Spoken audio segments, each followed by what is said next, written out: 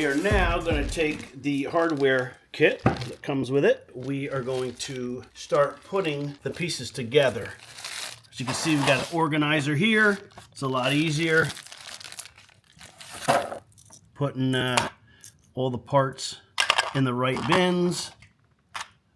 We have some grub screws, plate screws, shock screws, and then I got this one off screw that is for the brake caliper. We're gonna need a 6mm and a 5mm Allen wrench to do this.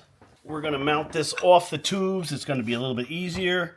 So put a little bit of Loctite on the screw itself. I'm gonna start in the middle. I'm not gonna tighten it real tight, just snug, so I can put the rest of them in there. When you end up tightening these down, you get all 7 in here evenly. We're going to tighten them down real tight because you're not going to be able to get to these after we get the hub on here. So we're just going to lightly assemble the swing arm with these smaller grub screws. We're not going to use thread locker just yet. And we're only going to go with just a light to medium tightness, just a little bit to hold it together for us. And keep in mind, there's also grub screws on both sides of the swing arm as well. That's what we're going to flip it over to now and get cranking on. So 3 there. 2 in the center and 3 on the back. Yep. And these don't have to be super tight, just enough so the arm can kind of, you still see it's loose, but just enough so you can kind of manage the arm and not have it fall apart. So we're just going to continue with the grub screws on this one. And the tube alignment doesn't matter as much right now.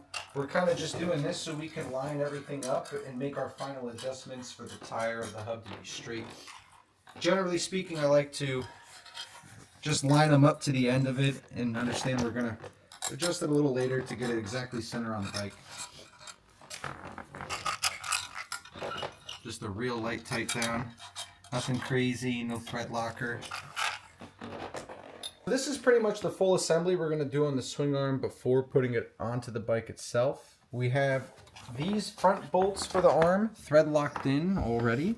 We have these rear 7 and other 7 on the left side also thread locked in. These grub screws, the 3 here, the 2 here, and the 3 here are not thread locked in. These are just loosely tightened in. This way we can still adjust it when it gets put on the bike. And that goes for these 3, those 2, and the reverse side as well. So none of these grub screws have thread lockers. Yep.